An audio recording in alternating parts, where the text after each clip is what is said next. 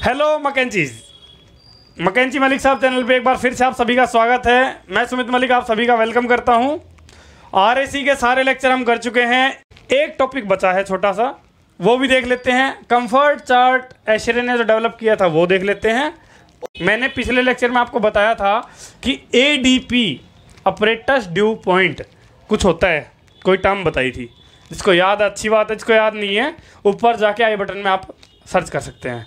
पिछले लेक्चर का लिंक मिलेगा, पिछले लेक्चर के लिंक में जाके आप देख सकते हैं पिछला लेक्चर, उसमें आपको अप्रेटस ड्यू पॉइंट बताया गया है। ठीक है, उस कंडीशन पे हम देख लेंगे कि अगर वो हमें दे रखा है तो क्या इफेक्ट होता है और नहीं दे रखा तो क्या इफेक्ट हो रहा है। Grand sensible heat factor, room sensible heat factor, ये मैंने पिछले लेक्चर में आपको बोला था कि मैं नेक्स्ट लेक्चर में बताऊंगा या लास्ट में बताऊंगा। लेक्चर लंबा होने की वजह से हमने उस वीडियो को वहीं पे कट कर दिया था। तो ये दो टॉपिक डिस्कस करने हैं, कंफर्ट चार्ट और grand sensible heat factor, room sensible heat factor.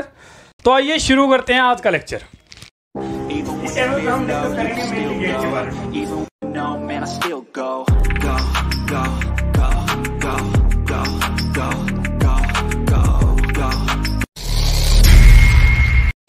तो सबसे पहले जानते हैं कंफर्ट चार्ट क्या है, किसने डेवलप किया था।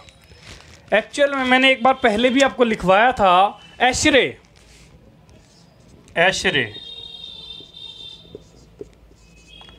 एशरे क्या है? American Society for Heat Refrigeration and Air Conditioning engineers.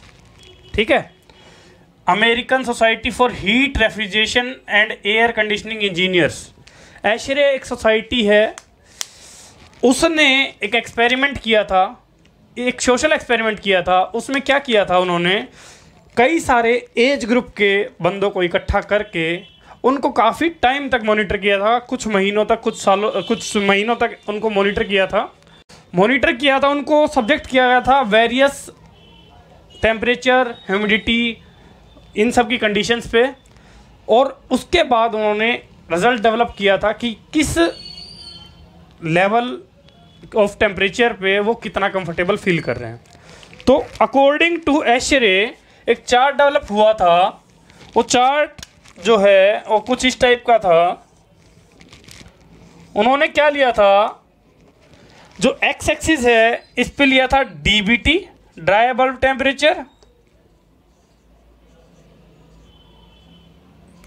और वाई एक्सिस जो है इस पे लिया था उन्होंने WBT, वेट बल्ब टेम्परेचर। ठीक है, तो अगर मैं बात करूं,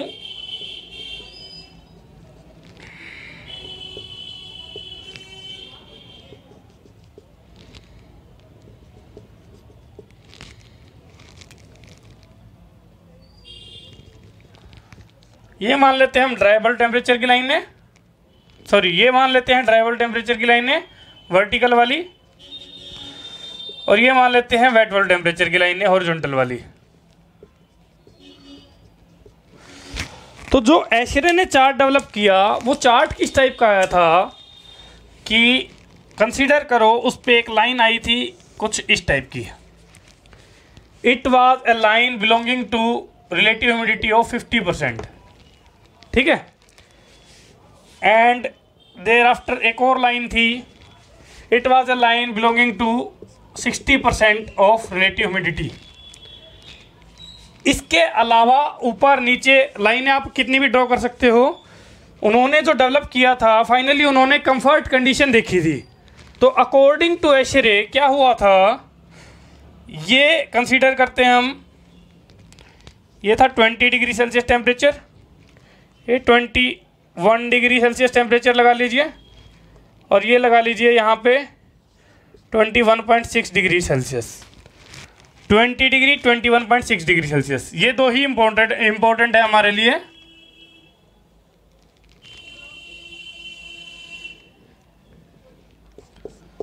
तो एशरे ने जो चार्ट डेवलप किया, अकॉर्डिंग टू दैट चार्ट क्या आया था हमारे पास, एशरे ने इस चार्ट के हेल्प से बताया कि human body when subjected to different temperature conditions feels maximum level of comfort between a temperature of 20 degree and 21.6 degree Celsius. साथ में अगर हम बात करें रिलेटिव ह्यूमिडिटी की तो 50 से 60% रिलेटिव ह्यूमिडिटी के बीच में कंफर्टेबल फील करते हैं।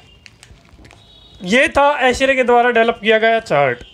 ठीक है, इसमें अगर बात करें तो ये वाला जो जोन है वो क्या दिखाता है, यू कैन से कंफर्ट कंडीशन दिखाता है, maximum comfort condition, maximum comfort condition. उन्होंने ईयर राउंड इस चार्ट को जनरेट किया था, सर्दी को, गर्मी को, सारी फैक्टर्स को लेके उन्होंने एक चार्ट डेवलप किया था। It was A social experiment, उसके बेसिस पे उन्होंने ये चार्ट डेवलप किया था।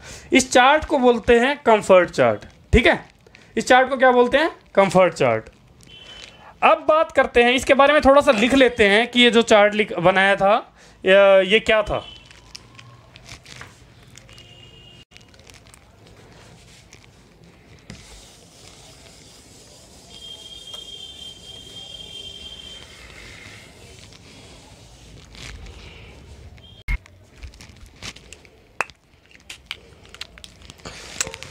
कंफर्ट चार्ट के बारे में लिखते हैं, this chart was developed by ASHRAE. ASHRAE की फुल फॉर्म जिसको लिखनी हो तो लिख सकता है American society of heat Refrigeration and Air Conditioning engineers. This chart was developed by ASHRAE by taking DBT, dry bulb temperature on x-axis and wet bulb temperature on y-axis, and it was a result of social experiment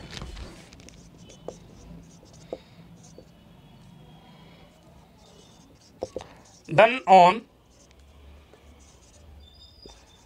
various types of people subjected to wide range of environmental conditions of temperature,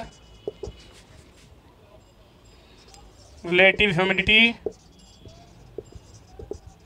and air velocity.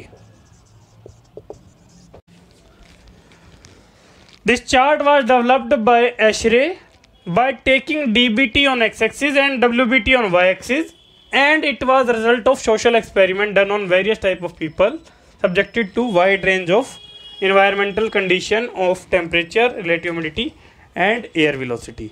इसके अलावा उन्होंने क्या बताया कि when a human being is subjected to less than 40% of relative humidity तो उसको you can say dry sensation होने लगती है, स्किन पे ड्राई सेंसेशन होने लगती है।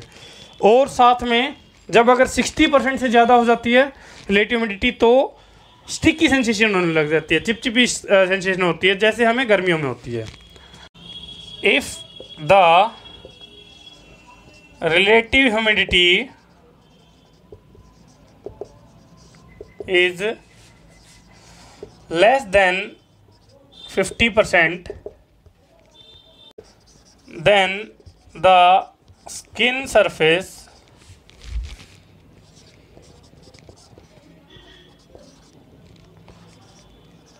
becomes too dry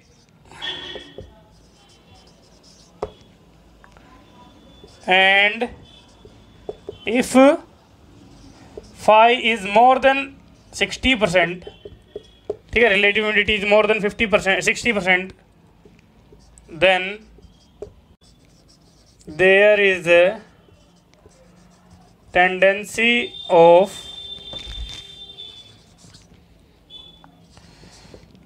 sticky sensation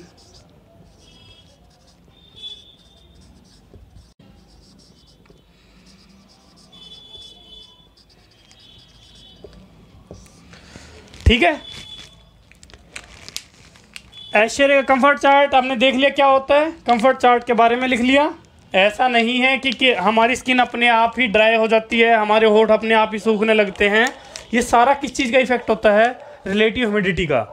जितने % एयर में पानी ज़्यादा होगा उतना हमारे होठ ड्राई तो नहीं होंगे, लेकिन स्किन यू कैन से स्टिकी होने लग जाएगी, चिपचिपी सेंसेशन होने लग जाएगी। गर्मियों में स्किन के चेहरे के ऊपर भी ऑयल आ जाता है, हाथों में पानी यू कैन से हाथों में पसीना आने लगता है।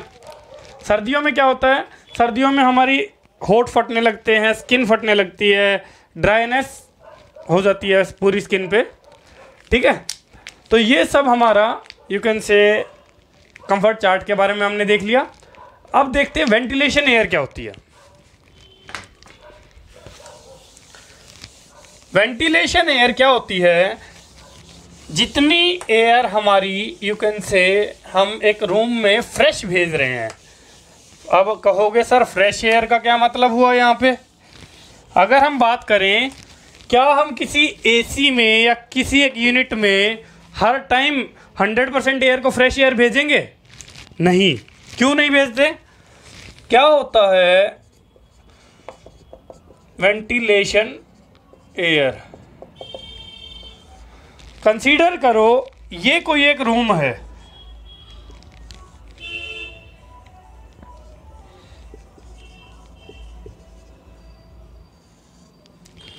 कंसीडर करो ये एक रूम है। इस रूम के अंदर ये हमारा कंसीडर करो यहाँ पे एक एसी की यूनिट लगी हुई है, एयर कंडीशनर। इसके अंदर कूलिंग कोयल लगी हुई है कूलिंग के लिए।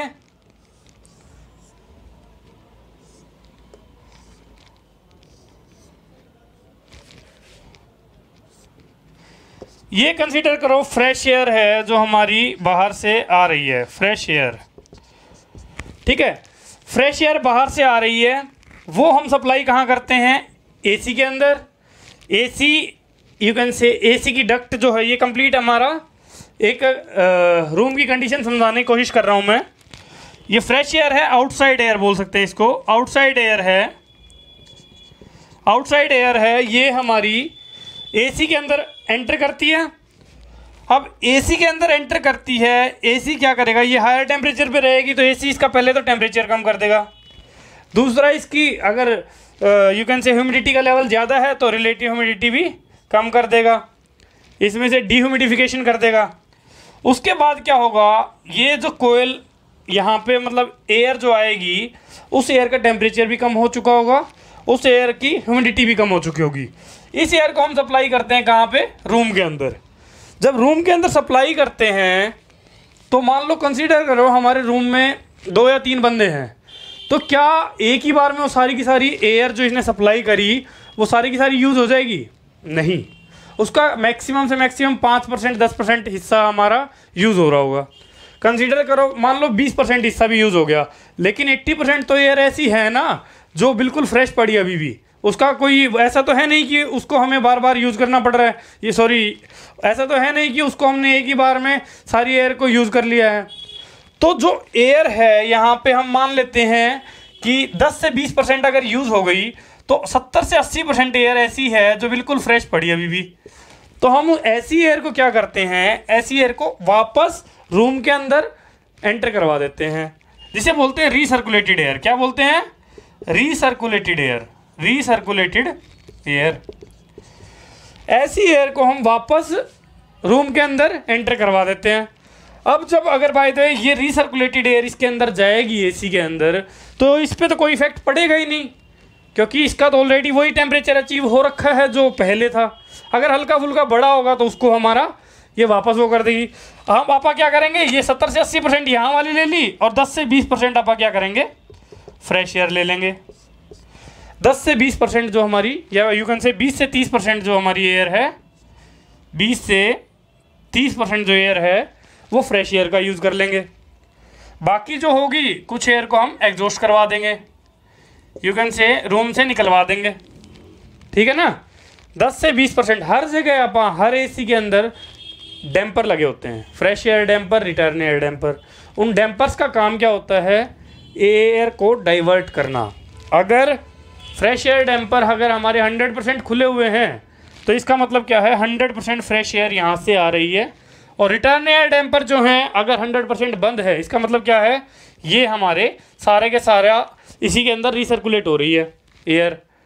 ठीक है, रिटर्न एयर डैम्पर जितने ज़्यादा खुले होंगे उतनी ज़्यादा हमारी एयर बाहर जा रही होगी, और फ्रेश एयर डैम्पर जितने ज़्यादा खुले होंगे उसका मतलब इतनी ज़्यादा फ्रेश एयर बाहर से अंदर आ रही होगी। आई होप आपको ये समझ में आ गया होगा।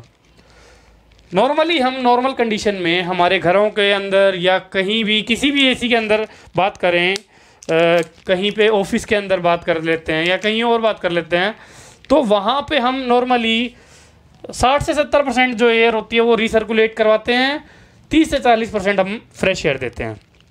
इससे क्या होता है, हमारी एसी की एफिशिएंसी बढ़ जाती है, पावर कम कंज्यूम करता है। But in case of operation theatre है, हॉस्पिटल्स हैं जहाँ पे हमारे इन्फेक्टेड मरीज़ हो सकते हैं, तो हम वहाँ पे क्या करते हैं, आईसीयूज़ के अंदर, ऑपरेशन थिएटर्स के अंदर हम क्या करते हैं, 100% फुल यू कैन से फ्रेश एयर भेजते हैं। जो फ्रेश एयर मैं बार बार बोल रहा हूँ ना, ऐसी एयर जो बाहर से आ रही है, इसको क्या बोलते हैं, इसको बोलते हैं वेंटिलेशन एयर। क्या बोलते हैं, इसका दूसरा नाम है वेंटिलेशन एयर। ठीक है ना, ऐसी एयर जो बाहर से आ रही है, रिसर्कुलेट ना होने की बजाय वो फ्रेश एयर हमेशा बाहर से आ रही है, ऐसी एयर को क्या बोलते हैं, वेंटिलेशन एयर। ठीक है, इसके बारे में थोड़ा सा लिख लेते हैं कि जो ऑपरेशन थिएटर्स वाली लाइन लिख लेते हैं, एक वेंटिलेशन एयर होती क्या है इसके बारे में लिख लेते हैं, उसके बाद आगे बात करते हैं। आई होप ये समझ में आ गया होगा आपको।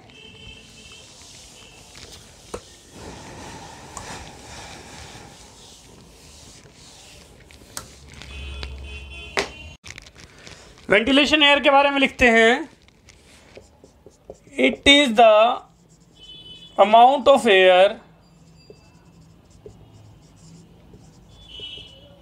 अमाउंट ऑफ फ्रेश एयर लिख लेते हैं, it is the amount of fresh air which is supplied to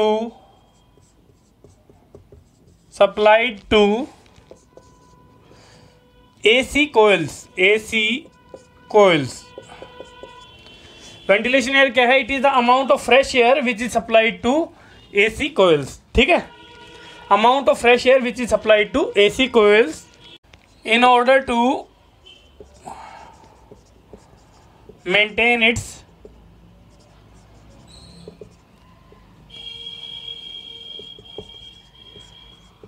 purity, in order to maintain it's purity. अब बात करें, अगर ह्यूमन बीइंग जो है कब ज़्यादा कंफर्टेबल फील करता है, नॉर्मली अगर बात करें, अब मैं बात कर रहा हूँ ना, मैं एज जेंडर की बात कर रहा हूँ ना, मैं अलग अलग कंडीशंस की बात कर रहा हूँ, मैं डायरेक्टली इन जनरल बता रहा हूँ।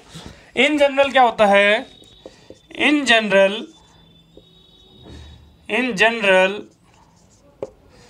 Human being feels comfortable between 24 degree Celsius to 26 degree Celsius. ये DBT है, dry bulb temperature. Between 24 degree Celsius to 26 degree Celsius temperature and 50 to 60% relative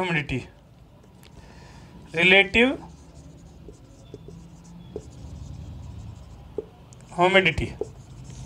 ठीक है, in general human being feels comfortable between 24 degree Celsius to 26 degree Celsius temperature and 50 to 60% relative humidity. साथ में note की form में लिख लेते हैं एक पॉइंट कि हमारे ऑपरेशन थिएटर होते हैं, नोट इन ऑपरेशन थिएटर्स, OTs लिख रहा हूं मैं, operation theatres OTs 100% ventilation air is provided, ventilation air is provided.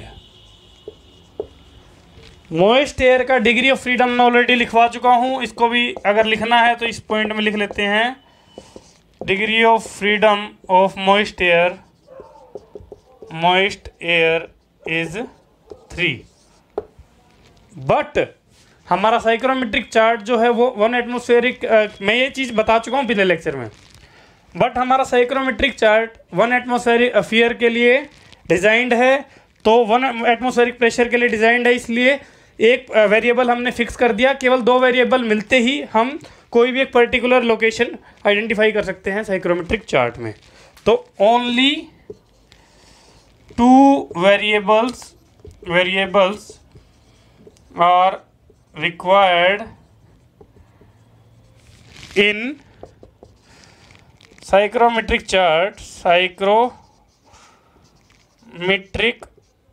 Chart to identify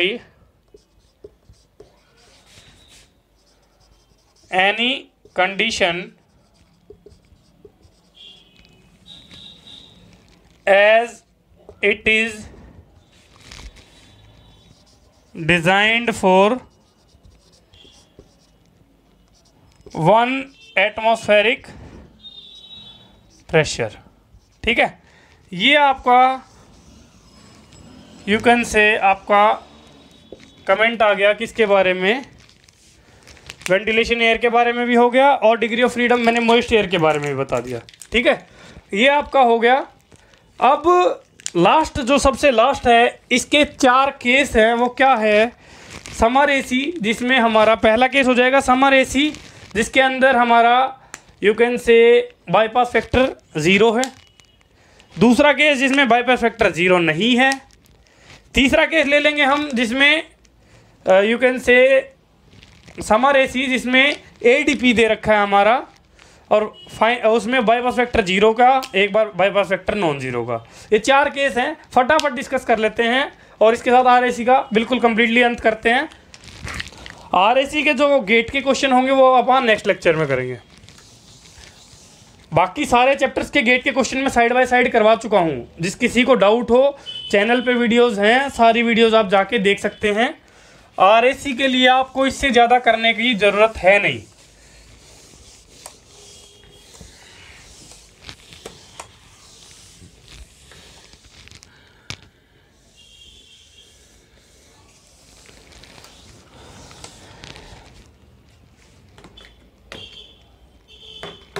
next जो सब्जेक्ट है हम शुरू करेंगे आईसी इंजन्स। आईसी इंजन में ज़्यादा कुछ है नहीं, क्योंकि 3 टॉपिक हैं, auto cycle, diesel cycle, dual cycle.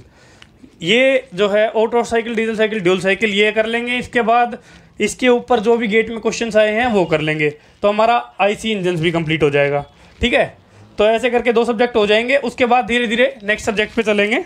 ठीक है, अब बात करते हैं हमारा case 1, you can say case 1।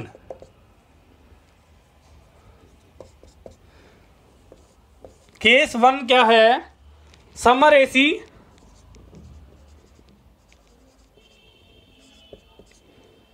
With x equal to 0। x क्या है? Bypass factor. पहला केस हमारा क्या है? Summer AC with bypass factor equal to 0। Same consider करते हैं, ये हमारा रूम है,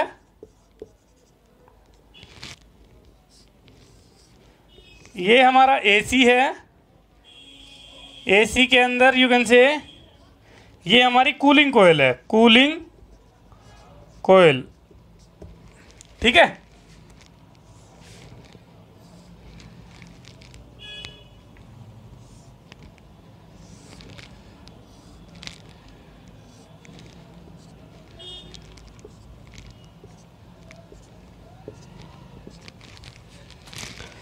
अब अगर बात करें यहाँ से जो आ रही है उस एयर को बोल रहे हैं फ्रेश एयर। क्या बोल रहे हैं? फ्रेश एयर, या वेंटिलेशन एयर भी बोल सकते हैं इसको। मैं मान रहा हूँ इसका जो टेम्परेचर है वो TI है। क्या है? इसको ऐसा कर लेते हैं, इसको TO लिख लेते हैं, आउटसाइड एयर के रूप में समझ लेंगे इसको। TO है इसका आउटसाइड टेम्परेचर। H0 है इसकी यू कैन से एंथैल्पी, ओमेगा नॉट जो है इसकी specific humidity and am not है इसका मास। एम नॉट है इसका मास, जितना ये अमाउंट ऑफ एयर यहाँ से यहाँ पे आ रही है। ये चारों इसके पैरामीटर होंगे। ये फ्रेश एयर को आप क्या लिख सकते हैं, वेंटिलेशन एयर, ठीक है। या इसको ये भी लिख सकते हैं आउटसाइड एयर, आउटसाइड एयर। अब आपको ये पता है हमारे समर एसी में क्या होता है, कूलिंग प्लस डीह्यूमिडिफिकेशन होता है। कूलिंग प्लस डीह्यूमिडिफिकेशन हो रहा है। एक्स की वैल्यू अपन ने बात कर रखी है 0 है, बाईपास फैक्टर हमने ले रखा है 0। मैं क्या मान रहा हूँ, ये जो टेम्परेचर है टी नोट, यू कैन से, इसको मैं बाकी सारे को मिटा के ये कर देता हूँ। देखो टेम्परेचर है टी नोट। उसके बाद हम क्या मान रहे हैं, यहाँ पे मान रहे टेम्परेचर T1 है, ठीक है। यहाँ पे मान रहे टेम्परेचर क्या है, T1 है। कोयल का टेम्परेचर मान लेते हैं TS, जो हर बार हम मानते आए हैं TS। और यहाँ से जब कूल होएगी, ऐसा तो है नहीं कि TS का टेम्परेचर अचीव कर लेगी, क्या कर लेगी, मैं मान रहा हूँ कि ये T2 है। हमने क्या बताया अभी, बाईपास फैक्टर क्या बताया, 0। अगर बाईपास 0 तो मतलब सारी की सारी एयर इसके कांटेक्ट में आई, और सारी एयर कांटेक्ट में आई तो मैंने पहले ही बताया था कोयल का टेम्परेचर अचीव कर लेंगे आउटसाइड पे। तो हमारा T2 किसके बराबर हो जाएगा, TS के बराबर।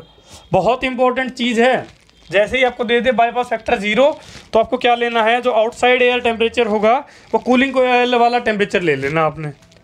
यहाँ के बाद जो T2 है वो कहाँ जा रहा है, रूम के अंदर। कहाँ जा रहा है, रूम के अंदर।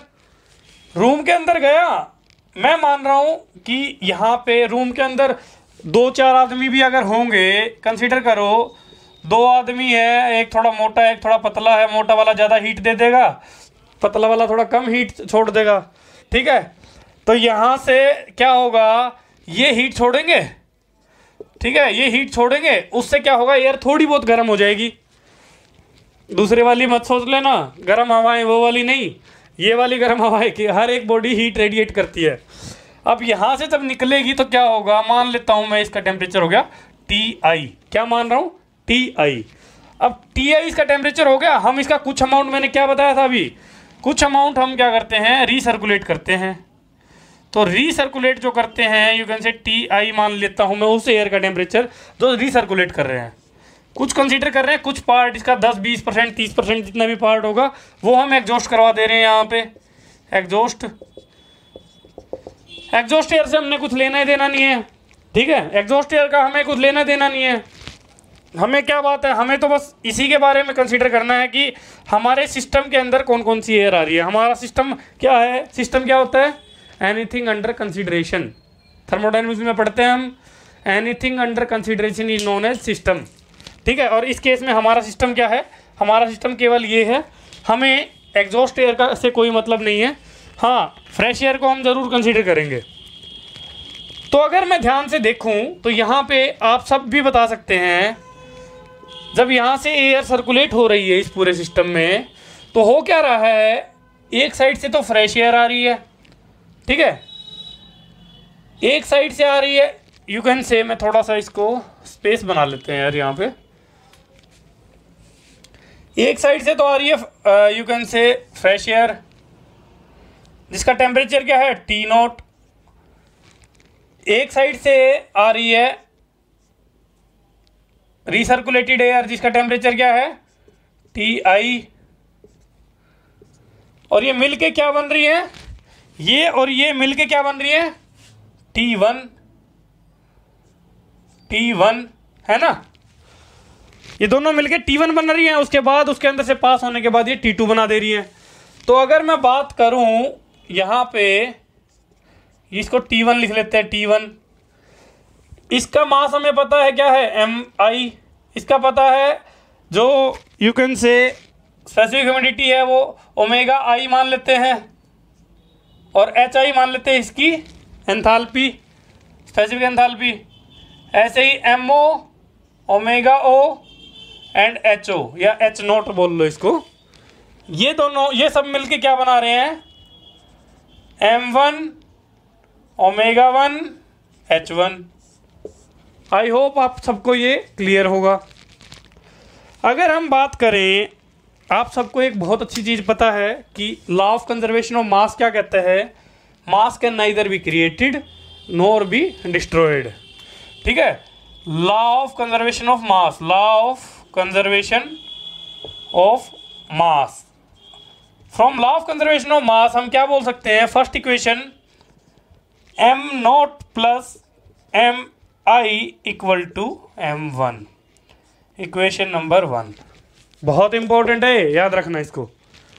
m0 प्लस mi यानी क्या है, आउटसाइड एयर प्लस रिसर्कुलेटेड एयर, ये क्या बन रही है, यही तो मिलके बना रही है जो हमारी एसी के अंदर एंटरिंग वाली एयर है उसको। सेकंड चीज अगर बात करें तो सेकंड चीज क्या हो जाएगी, m0 h0 plus mi hi equal to m1 h1। ये होगा कि नहीं होगा, ये होगा कि नहीं होगा, बिल्कुल होगा। इसकी जो एंथैल्पी है और इसकी एंथैल्पी है, इन दोनों को मिलके ही तो हमारी टोटल एंथैल्पी बन रही है ना। तो ये हमारा ये भी बिल्कुल ट्रू है इसके लिए।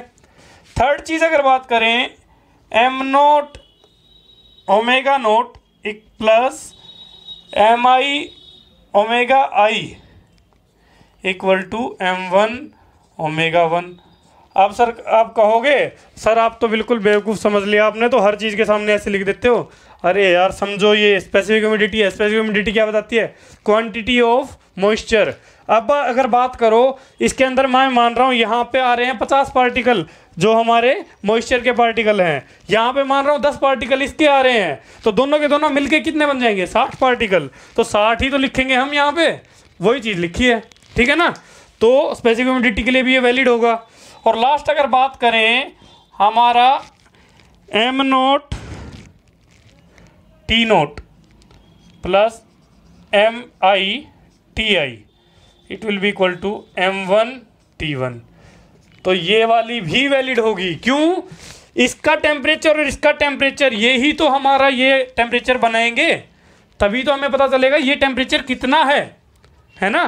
इसका टेम्परेचर और इसका टेम्परेचर मिलके ही तो इसका टेम्परेचर बताएंगे। तो ये चारों की चारों इक्वेशन वैलिड हैं और चारों की चारों इक्वेशन वेरी वेरी इंपॉर्टेंट है, very very important, very very important. तो ये बहुत ज़रूरी है, एग्ज़ाम में क्वेश्चंस में ये चीज़ें काम आ सकती हैं, तो इसको ध्यान रखना है बिल्कुल, ठीक है ना। तो ये बहुत ज़्यादा इंपॉर्टेंट है। आई होप आपको ये सारा कंसेप्ट समझ में आ गया होगा। अब बात करते हैं ड्राई यू कैन से रूम सेंसिबल हीट फैक्टर या ग्रैंड सेंसिबल हीट फैक्टर क्या होता है, किस चिड़िया का नाम है। अगर बात करें उसके लिए हमें थोड़ा स्पेस चाहिएगा, ये मैं मिटा देता हूँ, थोड़ा छोटा बना लेते हैं इसको। हमसे एक साइक्रोमेट्रिक चार्ट बनाना पड़ेगा, साइक्रोमेट्रिक चार्ट हम बना लेते हैं, ठीक है। ये वाली कंडीशन को ही हम साइक्रोमेट्रिक चार्ट पे कैसे रिप्रेजेंट करेंगे वो देख लेते हैं एक बार। मैं मिटा रहा हूँ इसको सारे को।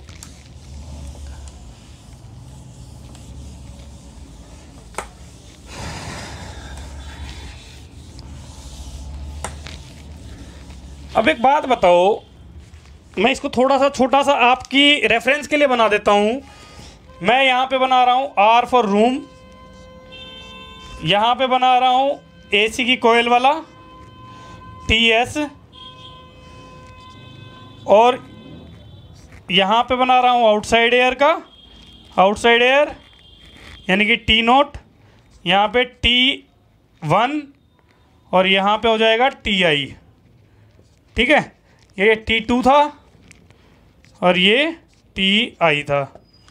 तो ये हमारा जो हमने बना रखा था वो डायग्राम था। इसको अगर आप साइक्रोमेट्रिक चार्ट पे रिप्रेजेंट करने लगे तो कैसे रिप्रेजेंट करेंगे,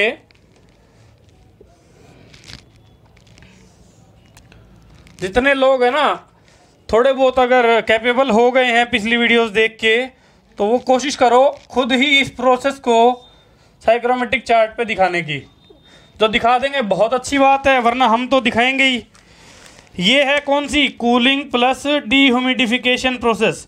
पहले ही बताया था कूलिंग प्लस डीह्यूमिडिफिकेशन। यहाँ पे क्या होता है, ड्राइबल टेम्परेचर, यहाँ पे होता है स्पेसिफिक ह्यूमिडिटी। कूलिंग किस तरफ होती है, इस डायरेक्शन में, डीह्यूमिडिफिकेशन नीचे की तरफ। तो ये वाली प्रोसेस कैसे क्या रिप्रेजेंट करती है, कूलिंग प्लस डीह्यूमिडिफिकेशन। एक बार देख लेते हैं, इसी को बनाएंगे। पहले सबसे पहले मैं बात करता हूँ कि अगर कंसीडर करो ये जो बाहर की एयर है वो काफ़ी हीट होगी, काफ़ी ज़्यादा टेम्परेचर होगा, और उसमें मॉइस्चर यू कैन से, मैंने क्या बताया था, समर में ह्यूमिडिटी का लेवल ज़्यादा रहता है, समर में ह्यूमिडिटी का लेवल भी ज़्यादा, समर में टेम्परेचर भी ज़्यादा। मैं मान रहा हूँ ये कोई पॉइंट है हमारा जो रिप्रेजेंट करेगा ओ कंडीशन, यानी कि आउटसाइड एयर की कंडीशन को। किसी को कोई डाउट है? डाउट है तो कमेंट कीजिए, मैं डाउट फिर क्लियर करूँगा आपका। ये क्या है? Outside air.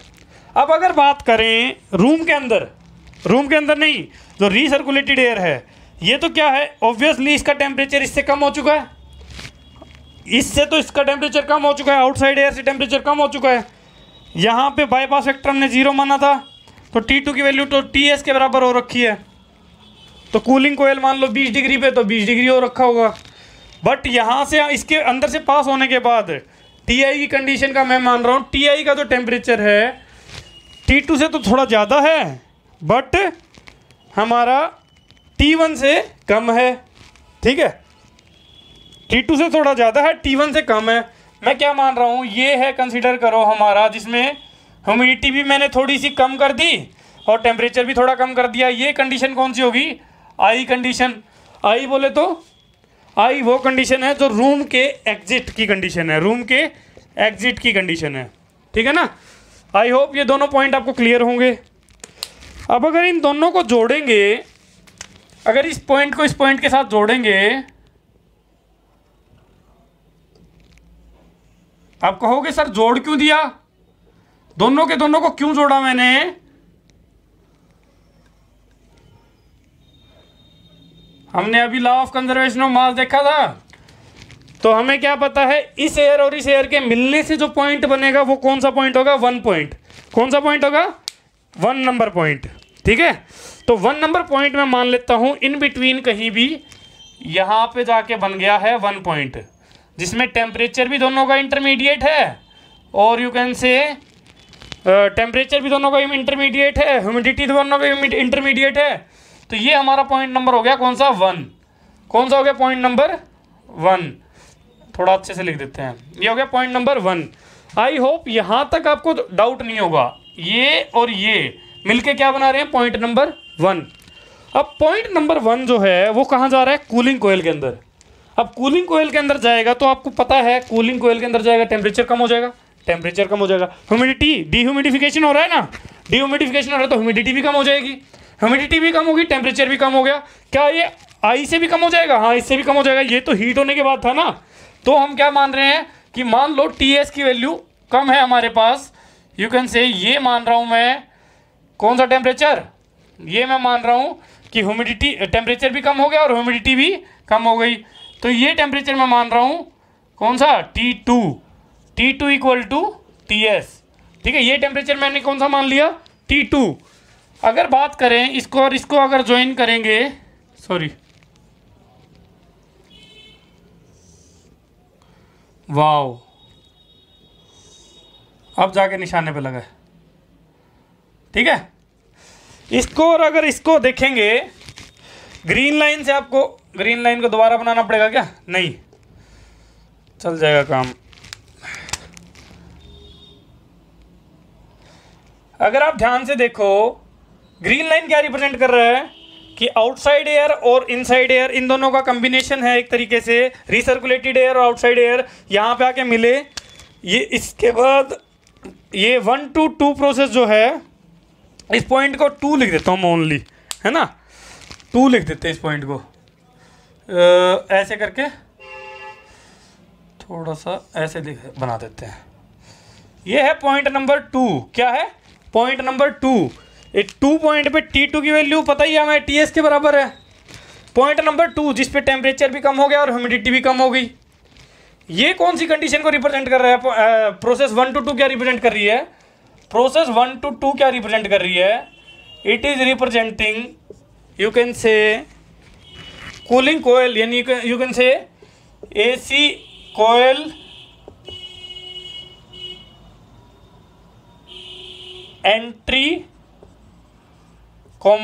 Entry and exit process. AC के अंदर एंट्री हुई 1 पे और एसी कोयल के अंदर एंट्री हुई 1 पे और एग्जिट हुई कहाँ पे 2 पे। अब बात करते हैं 2 से फिर क्या हुआ। 2 से जब रूम के अंदर गई तो रूम के अंदर गई तो क्या हुआ, टेम्परेचर इसका बढ़ गया। कितना बढ़ा, टेम्परेचर भी और ह्यूमिडिटी भी बढ़ गई।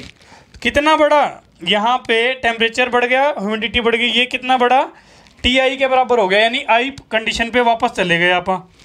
ठीक है, थर्ड कंडीशन ये जो है आई पे आप वापस चले गए।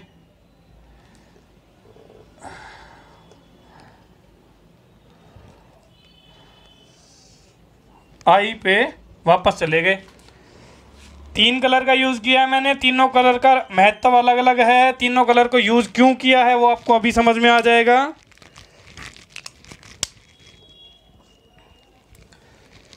अब देखो 3 चीज़ें हैं यहाँ पे। पहली ग्रीन कलर की लाइन जो है, ग्रीन कलर वाली लाइन क्या रिप्रेजेंट कर रही है, आउटसाइड एयर और उसका मिक्सिंग, यानी कि 0 से यानी O से I के बीच में ये जो लाइन है mixing of outside and recirculated air. Recirculated मैं ऐसे लिख रहा हूँ, RC लिख रहा हूँ, रीसर्कुलेटेड एयर। O से I के बीच में जो प्रोसेस थी ग्रीन वाली, वो क्या रिप्रेजेंट कर रही है, इसका और इसका मिक्स। ये दोनों मिक्स होने के बाद पॉइंट नंबर 1 बना। 1 से 2 क्या रिप्रेजेंट कर रही है, AC कोयल के अंदर जितना टेम्परेचर गया, AC कोयल के अंदर गया क्या 1 पॉइंट, और उसके बाद बाहर क्या है एग्जिट पे T2, यानी कि 2 पॉइंट पे पहुंच गए। ठीक है, इसका टेम्परेचर भी कम हो गया और इसकी ह्यूमिडिटी भी कम हो गई। फिर 2 से I क्या है, रूम के अंदर गए, रूम का एग्जिट हुआ, रूम के अंदर गए, रूम का एग्जिट हो गया। ये हमारी हो गई थर्ड प्रोसेस। यू कैन से ये सब हमारे हो रहा है रूम के अंदर। अब बात करते हैं, यू कैन से इसको भी लिख लेते हैं यहाँ पे 2 to I। ये क्या है, 2 से वापस आई गए तो ये रूम का एंट्री एंड एग्जिट कंडीशन। ठीक है, ये हमारे साइक्रोमेट्रिक चार्ट पे हमने रिप्रेजेंट कर लिया। ठीक है, साइक्रोमेट्रिक चार्ट पे हमने रिप्रेजेंट कर लिया इसको। अब बात करें अगर ग्रैंड सेंसिबल हीट फैक्टर, मैंने क्या बताया था, सेंसिबल हीट फैक्टर क्या है, सेंसिबल हीट फैक्टर मैंने बताया था आपको, सेंसिबल हीट फैक्टर होता है sensible heat divided by total heat. Sensible heat divided by total heat, या फिर यू कैन से sensible heat divide by latent heat plus sensible heat. यही बताया था, पिछले लेक्चर में बताया था। अब 2 चीज़ें हैं, एक तो रूम सेंसिबल हीट फैक्टर, एक grand sensible heat factor. Grand sensible heat factor को हम लिखते हैं G, grand sensible heat factor, grand sensible heat factor. उस केस में GSH GTH, grand sensible heat, grand total heat. ऐसे ही यहाँ पे grand sensible heat, grand latent heat, grand sensible heat. तो यहाँ से फॉर्मूला तो हमें पता चल गया ग्रैंड सेंसिबल हीट फैक्टर का। रूम सेंसिबल हीट फैक्टर के केस में क्या करेंगे, यहाँ पे RSHF कर देंगे, RSHF equal to RSH divide by RTH, या फिर हम लिख सकते हैं RSH divide by RSH plus RLH, room latent heat, room sensible heat. Formula तो भाई सेम का सेम है। अब आप कहो सर इसका मतलब क्या हुआ, मतलब तो नहीं समझ में आया। अब ये क्या है, इसका फुल फॉर्म क्या होता है, room sensible heat factor, room sensible heat factor. Room sensible heat factor है ना, तो वो रूम की इनसाइड और आउटसाइड की कंडीशंस को देखना है अपना। और जब रूम सेंसिबल हीट फैक्टर निकालेंगे तो क्या निकालेंगे, ये वाली प्रोसेस को कंसीडर करेंगे 2 से I, इस प्रोसेस को कंसीडर करेंगे और हमारा रूम सेंसिबल हीट फैक्टर आ जाएगा। मैंने क्या बताया था, यहाँ से अगर हम देखें इस तरफ जो हमारी वेट बल्ब टेम्परेचर की लाइनें हैं, ऊपर जाके क्या होंगी, एंथैल्पी को रिप्रेजेंट करेंगी। ये यहाँ पे मान लो कंसीडर करो कोई भी वैल्यू आ जाएगी, उसको हम बात कर देते हैं, इसको लिख देते हैं HI। दूसरी अगर बात करें, ये हमारी क्या है, पॉइंट नंबर 2 के रिगार्डिंग H2, तो ये जो है ये आ जाएगी एंथैल्पी के रिगार्डिंग। उस टाइम हमने कैसे किया था सेंसिबल हीट फैक्टर निकालने के लिए? यहाँ से एक वर्टिकल लाइन ड्रॉ करेंगे, इमेजिनरी लाइन है ये, वर्टिकल लाइन ड्रॉ करेंगे, एक हॉरिजॉन्टल लाइन ड्रॉ करेंगे। कंसीडर करो ये 3 पॉइंट पे कट कर रही हैं। मैं मान रहा हूँ कोई 3 पॉइंट है नहीं एक्चुअल में कोई, ये 3 पॉइंट क्या है, एक इमेजिनरी पॉइंट है जहाँ से हॉरिजॉन्टल और वर्टिकल लाइन हमने ड्रॉ करी है। यहाँ पे अगर बात करें तो ये जो पॉइंट आएगा, कंसीडर करो इस पे जो एंथैल्पी की वैल्यू आ जाएगी H3 आ जाएगी। तो अगर रूम सेंसिबल हीट फैक्टर निकालना है तो ये जो वैल्यू है, इसमें टेम्परेचर तो चेंज नहीं हो रहा, टेम्परेचर तो सेम हो रहा है, टेम्परेचर T3 = Ti है। तो रूम सेंसिबल हीट फैक्टर जब निकालेंगे तो ये तो होगा लेटेंट हीट और ये रिप्रेजेंट करेगा सेंसिबल हीट। तो यहाँ पे हमारा इसके कोरस्पॉन्डिंग जो होगा वो हो जाएगा, यू कैन से रूम सेंसिबल हीट फैक्टर का मैं वैल्यू लिख रहा हूँ RSHF। Room sensible heat factor की वैल्यू क्या आ जाएगी, H1 minus room sensible heat क्या है, सेंसिबल क्या होती है, जो जिसमें टेम्परेचर का चेंज होता है, H3 minus H2, H3 minus H2 divided by total कितना है, टोटल ये है, या फिर आप लिख सकते हो दिस प्लस दिस, बट लिखने की जरूरत नहीं है, HI माइनस H2, ये आ गया रूम सेंसिबल हीट फैक्टर की वैल्यू, ये आ गई रूम सेंसिबल हीट फैक्टर की वैल्यू। लास्ट है ग्रैंड सेंसिबल हीट फैक्टर। ये क्या है, grand sensible heat factor. Grand माने टोटल, ग्रैंड माने बड़ा वाला, ठीक है। ग्रैंड क्या है, ग्रैंड प्रोसेस अगर बात करें यहाँ पे, जो बड़ी प्रोसेस कौन सी हुई, जो कोयल के अंदर से पास हुई, ठीक है ना, कोयल के अंदर से पास हुई। तो ग्रैंड सेंसिबल हीट फैक्टर किसको रिप्रेजेंट करता है, हमारी प्रोसेस नंबर 1 से 2, जो AC की कोयल की प्रोसेस है ना, उसको रिप्रेजेंट करेगा ग्रैंड सेंसिबल हीट फैक्टर। तो यहाँ पे अगर बात करें तो 1 पॉइंट के कोरस्पॉन्डिंग अगर मान लो कंसीडर करो, यहाँ से आ रहा है 1 पॉइंट के कोरस्पॉन्डिंग आ रहा है टेम्परेचर, कौन सा 1 पॉइंट के कोरस्पॉन्डिंग टेम्परेचर आ रहा है, सॉरी एंथैल्पी आ रही है H1। मैं क्या कर रहा हूँ, इसको हॉरिजॉन्टल एक लाइन और ड्रॉ कर रहा हूँ और इसको मैं एक्सटेंड कर दे रहा हूँ। ये 3 लिया था, यहाँ पे 4 पॉइंट ले लेते हैं, इस पॉइंट को क्या ले लेते हैं, 4 पॉइंट। तो अगर 4 के कोरस्पॉन्डिंग अगर हम देखेंगे, आप इसको अलग अलग भी बना सकते हो, मैंने यहाँ पे एक में ही बना दिया क्योंकि मेरे को लगता है इतने समझदार हो आप लोग कि इन दोनों में डिफरेंस निकाल सकते हो। अगर किसी को अभी भी दिक्कत लग रही है तो अलग अलग लिख लेना इसको। T4 = T1 है, T4 = T1 है। तो अगर बात करें हमारा ग्रैंड सेंसिबल हीट फैक्टर, तो जैसे ये फॉर्मूला लिखा था ऐसे ग्रैंड सेंसिबल हीट फैक्टर के लिए क्या आ जाएगा, GSHF it will be equal to grand की, you can say grand sensible heat. Grand sensible heat क्या होगी, H4 minus H2 divided by total, you can say grand total heat, sensible heat plus latent, sorry sensible heat plus latent heat. इन दोनों को करेंगे तो यहाँ से आ जाएगा H1 माइनस H2। ये आ गया भाई हमारा grand sensible heat factor, room sensible heat factor. हमारा इतना बड़ा वाला कंसेप्ट जो है वो हो गया, इतना सा था, ठीक है। आ गया समझ में, आ गया समझ में। जिसको नहीं आया एक बार और देख लो भाई, वीडियो को दोबारा देख लो, मैं थोड़ा सा बता भी देता हूँ। रूम की जो, अगर ये डायग्राम अभी थोड़ा कॉम्प्लिकेटेड लग रहा हो तो स्टेप बाय स्टेप समझना। ग्रीन वाली प्रोसेस क्या है, O और I, आउटसाइड एयर और रिसर्कुलेटेड एयर, इन दोनों का कम्बिनेशन से बनी है। पॉइंट नंबर 1 यहाँ से हमने अचीव किया था।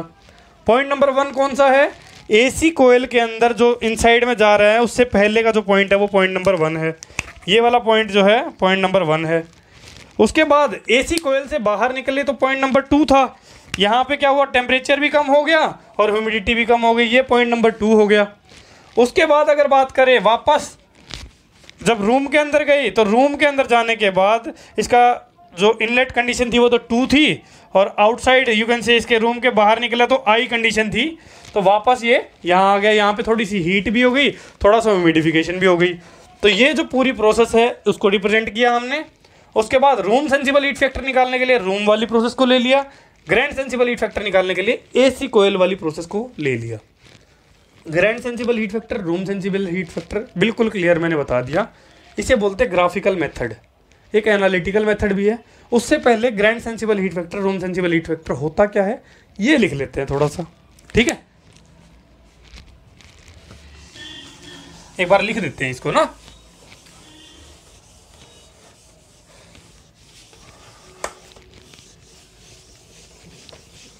आगे वाली प्रोसेस में मैं बार बार नहीं करवाऊंगा इसको, एक बार करवा दिया है, वो इसलिए करवा दिया कि आप लोगों को अंडरस्टैंडिंग मिल जाए कि भाई room sensible heat factor, grand sensible heat factor होता क्या है, ठीक है।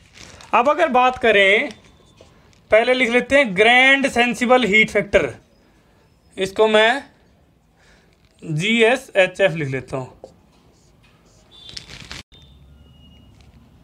Grand sensible heat factor is the line or curve represented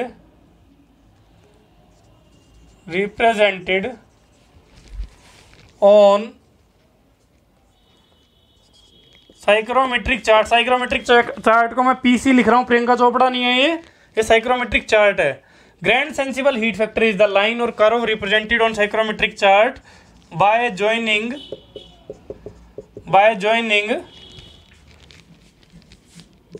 inlet and outlet conditions of AC coil।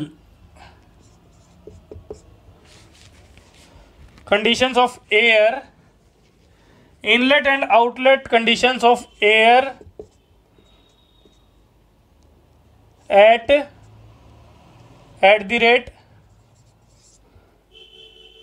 AC coils।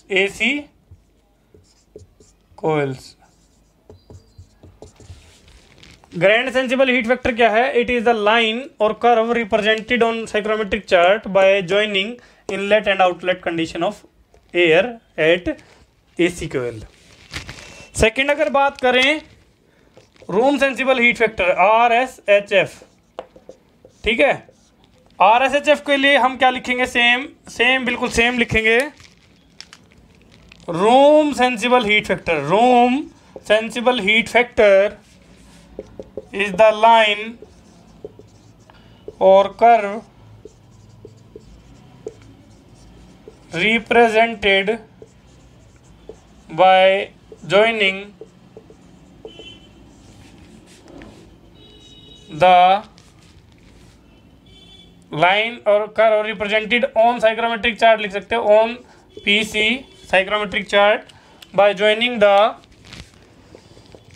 Inlet and outlet conditions of air at the rate room के अंदर enter करने वाली और रूम के अंदर से exit करने वाली, इस कंडीशंस को, और यू कैन से इस कंडीशंस वाली लाइन को रिप्रेजेंट करने वाली लाइन को क्या बोलेंगे? RSHF, room sensible heat factor. ठीक है, फॉर्मूला मैंने दोनों का लिखवा दिया। ग्रैंड सेंसिबल हीट फैक्टर क्या होता है? Grand sensible heat divided by grand total heat. ऐसे ही रूम सेंसिबल हीट फैक्टर क्या होता है? Grand room sensible heat bye room total heat. ये मैं लिखवा चुका हूँ, बार बार नहीं लिखवाऊंगा। अब बात करते हैं, ये तो हो गया हमारा ग्राफिकल मेथड। अगर हमारे पास साइक्रोमेट्रिक चार्ट दे ही ना रखा हो तो, साइक्रोमेट्रिक चार्ट अगर दे ही ना रखा हो तो हम क्या करेंगे? तो उस केस में हमारे पास एनालिटिकल मेथड भी है। एनालिटिकल मेथड भी है तो एनालिटिकल मेथड में डायरेक्ट फॉर्मूला याद रखना। आपको क्या याद रखना है? Analytical method. कई बार डायरेक्टली आपसे क्वेश्चन आ जाएगा एनालिटिकल मेथड पे। क्या आपको एनालिटिकल मेथड में दो फॉर्मूले याद रखने हैं? Room sensible heat room sensible heat का क्या फॉर्मूला होता है? 0.0204 CMM डेल्टा टी। मगर सर ये क्या आपने रंग बिरंगी चीज़ें लिख दी? CMM डेल्टा टी, ये CMM भी नहीं पता हमें, तो टी थोड़ा सा देखा लग रहा है, RSH देखा हुआ लग रहा है। बता रहे हैं, अभी बता रहे हैं। सेकंड जो है room latent heat 50 CMM delta omega kilowatt. ये दोनों के दोनों फॉर्मूले इनका सर आपने जो बताया इनमें से कुछ भी चीज़ हमें देखी हुई नहीं लग रही, ऐसा लग रहा होगा। CMM कुछ नहीं है, ये क्या है? Volume flow rate. एयर का वॉल्यूम फ्लो रेट है, volume flow rate of air, volume flow rate of air. नुके सर CMM का क्या मतलब हुआ? Cubic metre per minute, in cubic metre per minute. अगर आप ध्यान से देखो, CMM cubic metre per minute, ये जो है CMM क्या है? वॉल्यूम फ्लो रेट है। वॉल्यूम फ्लो रेट है, उसको CMM लिख देते हैं, क्यूबिक मीटर पर मिनट। आपको याद रखना, याद रखने का तरीका क्या हो सकता है? आप एक बात बताओ, जब सेंसिबल हीट है S आता है, रूम सेंसिबल हीट निकालनी है तो S के बाद अल्फाबेटिकली नेक्स्ट वर्ड क्या आएगा? T आएगा। तो S के साथ तो T वाला रहेगा, ठीक है, और दूसरे वाले में ओमेगा रहेगा। S के साथ T वाला रहेगा। सेंसिबल हीट है तो 0.0204 CMM डेल्टा टी, ये हमारा होएगा रूम सेंसिबल हीट का। यहाँ पे जो टेम्परेचर का डिफरेंस है वो डिग्री सेल्सियस में रहेगा। ये हमारा रहेगा हमेशा क्यूबिक मीटर पर मिनट, यानी कि मीटर क्यूब पर मिनट में रहेगा CMM हमेशा। Volume flow rate metre cube per minute में रहेगा। अगर बाय द वे यहाँ पे रूम लेटेंट हीट निकालनी हो, रूम लेटेंट हीट निकालने के बाद क्या होगा? रूम लेटेंट हीट के लिए स्पेसिफिक ह्यूमिडिटी है, जिसकी यूनिट होती है क्या सर? यूनिटलेस नहीं, किलोग्राम पर किलोग्राम ऑफ ड्राई एयर। लेकिन अगर प्रैक्टिकली हम देखें तो यूनिटलेस ही हो जाता है, वो डायमेंशन लेस है। तो CMM क्या है? Cubic metre per minute. बाकी फैक्टर आपको याद रखना पड़ेगा, यहाँ पे 50 है, यहाँ पे 0.024 है। ये हमारा हो गया room sensible heat, room latent heat. इन दोनों से को पता चल जाएगा तो हम क्या निकाल सकते हैं? Room sensible heat factor. तो ये हमारा एनालिटिकल मेथड के लिए है फॉर्मूला। ये सब हो गया। अब लास्ट में अगर बात करें आप, रूम सेंसिबल हीट हो गया, रूम लेटेंट हीट हो गया। हाँ, एक होता है वॉल्यूम फ्लो रेट। एक फॉर्मूला और लिखवा देता हूं, number of volume flow, number of air flow changes per hour, CMM divided by volume of room.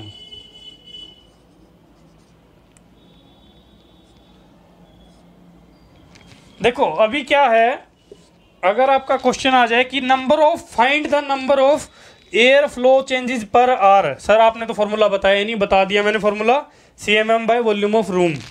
अब ये तो आपका क्या होता है? मीटर क्यूब पर मिनट में, और ये है मीटर क्यूब में।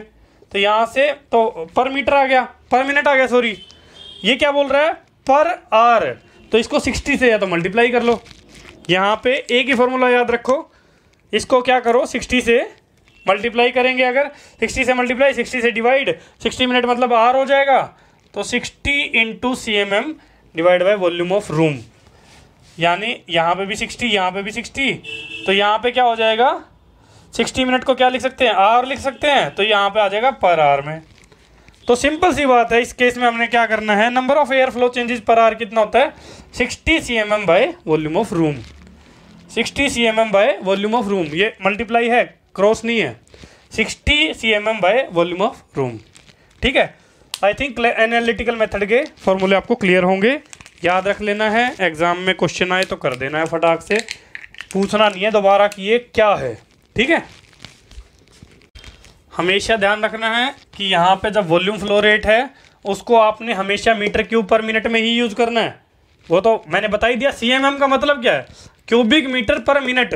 अगर आप यहाँ पे इसको पर आवर ले लेते हो तो वो CMH हो जाएगा, है ना, CMH हो जाएगा। वो तो हमने पढ़ा ही नहीं, हमने CMM पढ़ा है, तो उसी का अकॉर्डिंग आपको फॉर्मूला याद रखना है। तो गलती नहीं होनी चाहिए।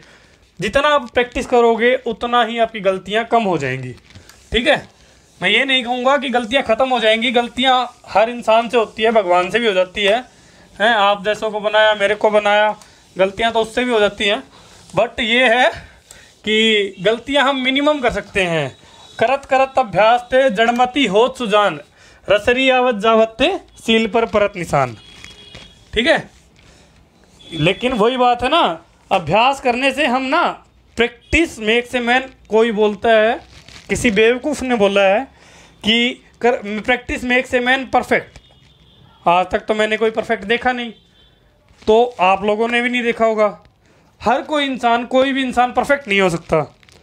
तो मेरा मानना ये है कि इसको हमारे एक टीचर हुआ करते थे मैथ के, तो उन्होंने थोड़ा रिफ्रेश किया था, तो मैं उसको दोबारा बोलना चाहूँगा कि practice makes a man better. ये अच्छी टर्म है थोड़ी, ठीक है। Practice makes a man better. Every time आप प्रैक्टिस जितनी बार करोगे, पिछली बार से कुछ ज़्यादा अच्छे हो जाओगे। परफेक्ट तो नहीं होगे, पिछली बार से अच्छे हो जाओगे। और पिछली बार से अच्छे होते होते आप यू कैन से सबसे अच्छे हो सकते हो, बट परफेक्ट तो मैं नहीं कहूँगा, ठीक है जी। फटाफट 2 मिनट का और लेक्चर बचा है। 2 मिनट में ये देख लेते हैं बाकी जो 3 केस हैं वो कौन कौन से हैं, ठीक है। नेक्स्ट केस जो है केस नंबर 2। पहला केस था समर एसी, केस 2। केस 2 की अगर बात करें, ये समर एसी ही है, summer AC with x not equal to 0। Summer AC with x not equal to 0। Change क्या आएगा, पूरे के पूरे उसमें चेंज क्या आएगा, बस ये वाला डायग्राम बनाएंगे। साइक्रोमेट्रिक चार्ट बनाने की ज़रूरत नहीं है, हमारा सारा काम हो चुका है। डायरेक्ट हम ये बनाएंगे। इससे मैं आपको समझा दूंगा कि ऐसा करते हैं, एक ही पेज पे कर लेंगे यार सारे के सारे, बाकी तीनों केस जो हैं यहीं देख लेंगे, क्योंकि उसमें कुछ ज़्यादा फर्क है नहीं, ठीक है। केस नंबर 2 जो है वो है summer AC, summer AC with x not equal to 0। इस केस में क्या होगा, ये हमारा रूम है,